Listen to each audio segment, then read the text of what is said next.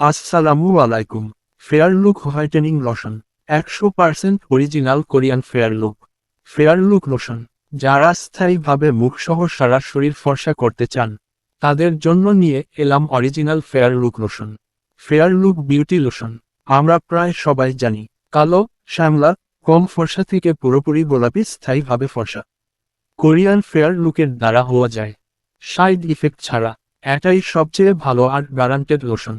Skin 5 থেকে 6 এরও বেশি ফর্সা করে একবারেই রেজাল্ট।